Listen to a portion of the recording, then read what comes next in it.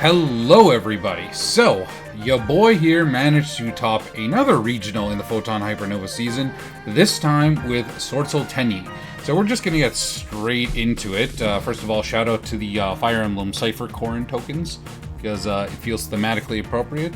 But yeah, let's just get right into it. So, for the Swordsoul lineup, we are playing 3 Moyi, 2 Taya, 3 Longyuan, Triple Ecclesia, Ripple Emergence, and of course a 1 Blackout. Everything here is extremely bog standard for Swordsoul. For a while I was only on 2 Incredible Ecclesia, but I really like its utility when I'm going second for doing some chain blocking shenanigans or special summoning it, normal summoning Taya or Moye. That way I can make Baxia and do the chain blocking shenanigans, etc. But yeah, I didn't brick on like opening either 2 or 3 of them at all this tournament, and so I was happy with that decision. Moving from there onto the Tenyi lineup, I'm playing Triple Ashina, Double Vishuddha, Double Adhara, 1 Shithana, and we're playing 2 Heavenly Dragon Circle. So, it's a bit thinner of a Tenyi package compared to most. I am playing only 2 and 2 of the Vishuddha and the Adhara. I know some people like either 3-2 or 3-2, the opposite way, but I want to just slim down my chances of opening doubles, because I found a lot in testing I would open double Vishuddha and then like just some other cards that wouldn't really work together very well, or I'd open triple Adhara or something like that, and it just really ended up kind of bricking me. So I found these ratios to be pretty adequate for this event. I never really went into the whole Chaofeng line too often, because I'll be honest, I played without much respect to Nibiru, and that ended up paying off a decent amount of the time. Regardless, if there were one I would take to 3, I think I'd take the Adhara up to 3 a bit before I take the Vishuddha, just for that recycling ability. And Double Dragon Circle, I was playing 3 at one point, and it was super nice to be able to consistently dodge like Imperm or Veiler or whatever, but I found that 3 is way too cloggy, especially because both effects are like both hard ones per turns, but you can't use one effect without using the other. And finally, to finish off Engine, though, we are just playing Double Desires. I basically consider Desires to be an engine card in this deck, because it's just so free to play. I never like banished both my Tayas. I mean, I lost my Blackout once or twice, but I also think in those scenarios I lost it off of the Rise Heart, banished the top 3. But anyways, all in all, pretty good lineup for the main core of the deck, and for our defensives, hand traps, etc. Triple Ash, we are actually playing Triple Veiler, and Triple Imperm as far as hand traps go. So with this hand trap lineup, of course, Ash Blossom is always going to be able to hit things like Branded Fusion and whatnot. I actually didn't end up going up against any branded players, but it was good to have in the wings waiting. Triple Veiler is kind of the card that really performed well, above expectation, I would even say. Just being able to hit the Kashtira names, because a lot of people now are maining like Triple Lance just to deal with Imperm. So having a form of effect negation that isn't reliant on being a spell or trap just ends up coming up a lot. The only downside, of course, is it's a lousy 6 card to draw, and it is a little awkward if you get put under D-Shifter, but that never ended up happening for me, so I was more than happy with it today. In addition to that, it was just like nice for when, say, someone had a normal summon effect and then they were able to dodge the Imperm with it, they bring out another guy, and then that one has another follow-up search effect, and then you're able to just hit it with this. Most people don't expect you to have like the double Imperm or the double double targeting negation in your opening hand, so basically being able to see one of each of these just came in super clutch. Finally, for our board breakers, we are also playing double Evenly in the main and double Book of Moon.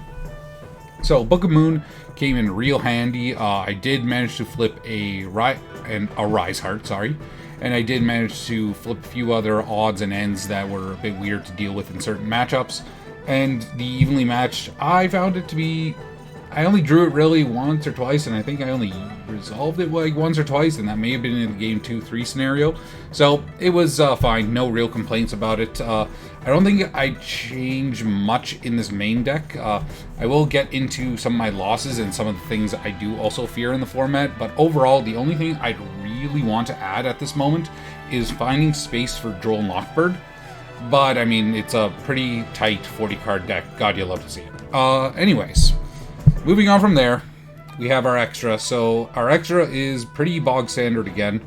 We're playing Triple Monk, the 1 Shaman, Baron, our Swordsoul level 10 Chengying, and Kuizhong Longyuan. We are playing double Chijiao for the Yangzing package, double Vaxia, Chaofeng, Yazi, and then finally for our for our one other level 8 we're playing is, of course, Draco Berserker, and for our free slot, I've decided to play Dragite. So, I just found, rather than, say, running 2 and playing Psychic End Punisher, I just found, 3 Monk always comes in handy. Just being able to grind, especially versus some random decks. You never know what they're going to be able to do. I just want to be able to have that grind game. And even if they rip one out using Cashier effects or something, it's not going to hurt too much. Everything else in here is, again, very bog standard. Yazi did actually come up for me once, and so I really appreciated the work it put in. And in addition to that, Dragite is kind of my flex slot of choice, because I want something that I can make out of under Gozen match, rather. And this beats over the Lady Labyrinth in that scenario. I didn't go up against Lady Labyrinth, but we'll get into that. In addition to that, though, I did hard just make this a few times in a few weird matchups, and especially in the simplified game state, it just ended up basically taking the game from there. So yeah, no, super happy with the extra deck. I don't really think I'd make any changes. Maybe I'd experiment with Psychic End Punisher again, but I don't know. We'll have to see. I think I may just wait for a new format and then reevaluate it then. But then again, a new format might make the extra even more tighter for some super heavy combos. Finally, we have our extra deck, or side deck, sorry.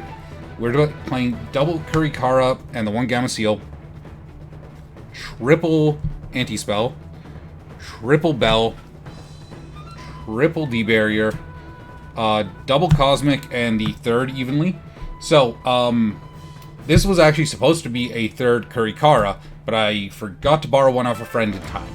And I actually don't regret that choice, because there were a few times where literally, like, I was going into a matchup, and I'm just like, well, I'm not going to side in like the Kurikaras. They're not going to be that good against the end board.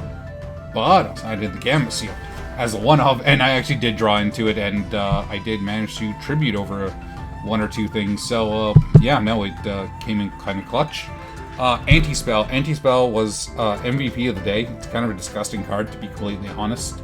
Being able to just, especially Kashtira, who is so spell-reliant, just being able to flip this up and say, no, like, you can't do anything, just grinds their game to a halt. And even other rogue decks like Full-on Breeze and stuff like that, it just helps so much in that in those odds and ends matchups.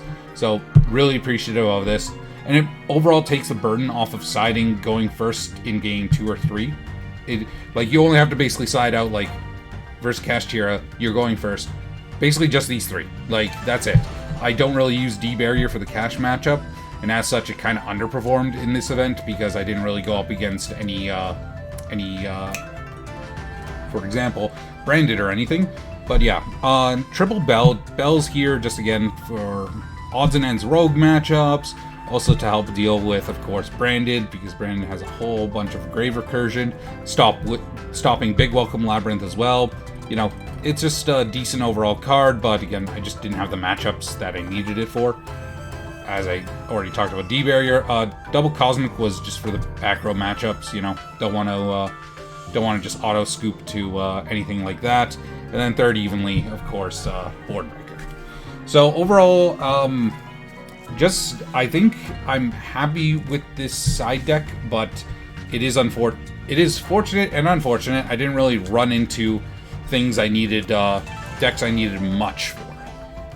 So yeah, anyways, moving on to our war stories and the matchups.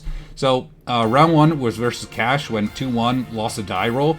I'll be putting the full copy-paste war stories because I wrote quite a bit, actually. So, first win versus Cash. Round 2 was Sprite 2-0, 1 die roll. Round 3 was Cash 2-0, 1 die roll. Round 4 was Dragon Link, and this guy ended up taking 10th place. I lost 1-2. I won the die roll as well. Round 5 was versus hard going second Fluanderies with 0 extra deck. I took this 2-1, lost the die roll. Round 6 was versus Cash. I got 0-2'd, lost die roll as well. This person ended up becoming 3rd, so big grats on him. And same with that Dragon Link player. They were both excellent players.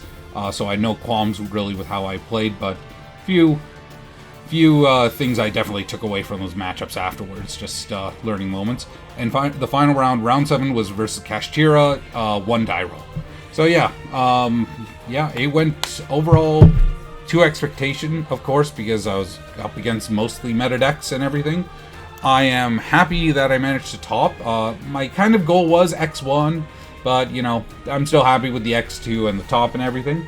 So overall, I think that's the deck for now. We'll see if I continue to play it post Cyberstorm Access, but beyond that. Also, I'd like to give a huge shout out to the Thunder Bay's local scene: Alex, Nemi and Chris, aka Team Rec, Austin and Thomas, Basil, Jordan, Joshua, and even more that I can't name, because this local crew is extremely cool, and they really help to push me and my gameplay level, and helping me push me just keep learning, to keep staying on point, and to stay sharp and just on my toes. I really love it as a play group. They're a bunch of phenomenal dudes. You can't ask for anyone better. Shout out, of course, goes also to the Swordsoul Discord, where we've been shooting kind of ideas for lists and various tech cards, sharing tournament reports and whatnot.